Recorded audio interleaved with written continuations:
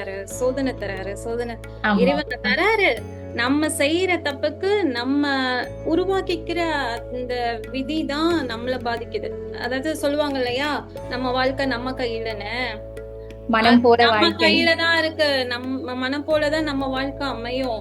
ஆனா அந்த விதியையும் அந்த போற வாழ்க்கையையும் இஷ்டத்துக்கு போற வாழ்க்கையும் நம்மளால மாத்த முடியும். அதுவும் நம்ம மனம்தான் காரணம். அதுக்கு மூல பொருளா இருக்கிறது இறைவனுடைய அருள்.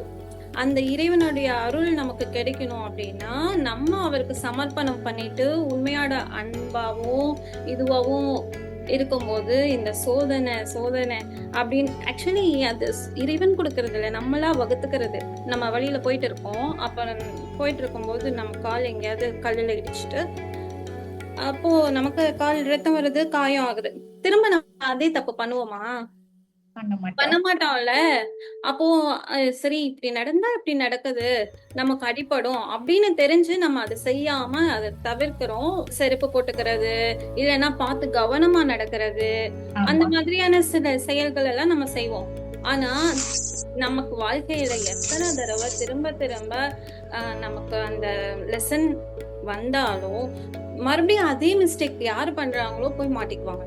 அதை விட பெரிய லெசனா ஒவ்வொரு டைமும் அமையும். அதுக்கு காரணமும் நம்ம தான். எல்லாரும் சொல்றாங்க இறைவன் சோதிக்கிறாரு.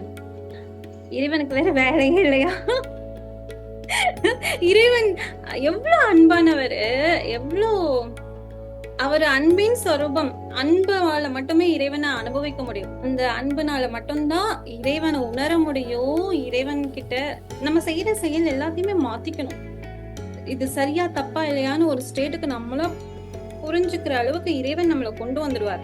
எப்போ கொண்டு வருவாரு? நம்ம அவர்கிட்ட கம்ப்ளீட்டா சரணடையணும். இறைவா, இனிமே எல்லாமே நீதான், எனக்குன்னு தனியா எதுவும் கிடையாது, எந்த விதமான ஐடியாவும் கிடையாது, இது எதுவுமே என்னது கிடையாது, இது எல்லாமே நீ கொடுத்தது அப்படின்னு இறைவனுடைய அந்த பாதுகாப்பு வலயத்துக்குள்ள யார் ஒருத்தவங்க வராங்களோ அவங்களுக்கு எல்லாம் உடைய ஆரம்பிக்கும். அந்த ஜாதகம் சொல்லுவாங்க இல்லையா, ஜாதகமே கிடையாது, அவங்களுக்கு ஒர்க் அவுட்டே ஆகாது. இறைவன் நாளென் செய்யும் வினைதான் என் செய்யும் அப்படின்னு சொல்லிட்டு ஒரு பாடல் வரும் இல்லையா, அதுல இருக்கிற மாதிரி இறைவன் நம்ம இது எதையுமே நம்ம கிட்ட விட மாட்டாரு, அலோவே பண்ண மாட்டாரு. நம்ம இப்போ நம்ம இந்த வகுப்புல இருக்கவங்க எல்லாருமே இறைவனுடைய பாதுகாப்பு வலயத்துக்குள்ள இருக்கிறவங்க. இனிமே வர எந்த விஷயமும் நம்மளை அஃபெக்ட் பண்ணாத மாதிரி தான் இறைவன் நடத்துவார். இனிமே வர பிரச்சனையே கிடையாது. ஆக்சுவலி அது அப்படியே அப்படியே போகும், நம்ம கிட்ட வராது. எப்படி அப்படின்னா இந்த வகுப்புல நிறைய விஷயங்கள் நடக்கும். இறைவனுடைய அருள் ஆற்றல நம்ம ஒவ்வொரு அணுவிலையும் ஒவ்வொரு செல்லையும் நம்ம அனுபவிப்போம். அந்த ஆறா நம்மள சுத்தி சூழ ஆரம்பிக்கும்.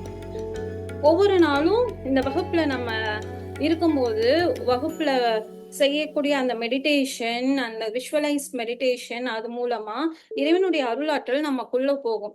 நிறைய பேருக்கு நிறைய நோய் நொடிகள் காணா போகும். ஏன்னா இந்த வகுப்பினுடைய குரு நான் கிடையாது, முருகப்பெருமான். யார் வராங்க வரல இதெல்லாம் டிசைட் பண்ண அத்தாரிட்டி இறைவன் கிட்டதான் இருக்கு. அதனால இந்த வகுப்புல என்னென்ன சொல்றோமோ, என்னென்ன அறநெறிகளை நம்ம சொல்லி தரோமோ அதை எல்லாத்தையும் ஃபாலோ பண்ணும். இதுல நிறைய பேரு நான் பேசுறவங்க எல்லாம் இறைவன் என்ன சோதிக்கிறாரு எனக்கு இறைவனை நினைச்சா பாவமா இருக்கும். இதுக்கெல்லாம் காரணம் யாரோ ஒருத்தவங்க சொல்லிட்டு போயிட்டாங்க, இறைவன் ஃபர்ஸ்ட் சோதனையை தருவாரு, அதுக்கப்புறம் தான் நமக்கு அது சரி பண்ணுவாரு அப்படின்னு. அப்படியெல்லாம் கிடையவே கிடையாது. இந்த வாழ்க்கை நம்ம கையில. இறைவன் நமக்கான ஒரு ஃப்ரீ வில்ல கொடுத்திருக்காரு. நம்ம மனசுப்படி நடந்துக்கலாம் அப்படிங்கிற ஒரு சுதந்திரத்தை கொடுத்திருக்காரு. அந்த சுதந்திரத்தை எந்த மாதிரி நம்ம பயன்படுத்துறோம், சரியா போகுதா இல்லையான்னு அத பரிசீலிக்க கூடிய அளவுக்கு நமக்கு அந்த ஆற்றலையும் கொடுத்திருக்காரு.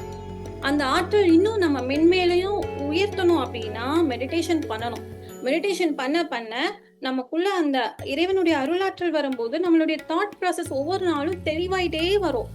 அந்த தெளிவு நமக்கு ஒரு ஸ்டேட்ல பாக்குறவங்க எல்லாம் அவங்க எப்படின்னு சொல்லிட்டு ஃபர்ஸ்ட் டைமே நமக்கு தெரிஞ்சுக்க முடியும்.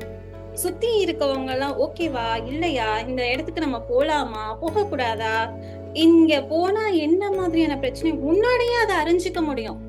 அதனால ஒவ்வொரு விஷயத்தையும் நம்ம கவனமா செயலை செய்யும்போது, இறைவா இறைவான்னு நம்ம செய்யும்போது அந்த பிளேஸ்ல நமக்கான இது வரும் இல்லையா, ஒரு பாதிப்புகள், அது இறைவன் தகர்த்து எறிஞ்சிருவார். அப்படி ஒரு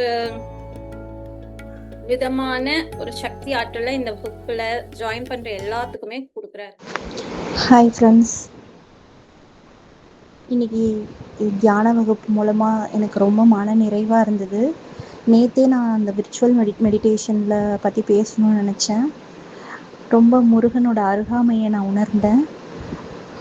மனசில் ரொம்ப ரிலாக்ஸ்டாக ஃபீல் பண்ணேன்.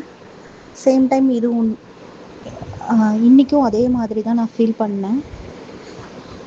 நம்ம மனசு தெளிவாக இருந்தாலே பல விஷயங்களை நம்ம ஒழுங்காக பண்ண முடியும். மன வலிமை தான் உடலோட வலிமையும். ஸோ எல்லாரும் இதில் கலந்துக்கிட்டு மன நிம்மதியை பெற்று முருகன் அருளை பெறணும்னு நான் வேண்டிக்கிறேன். Thanks friends.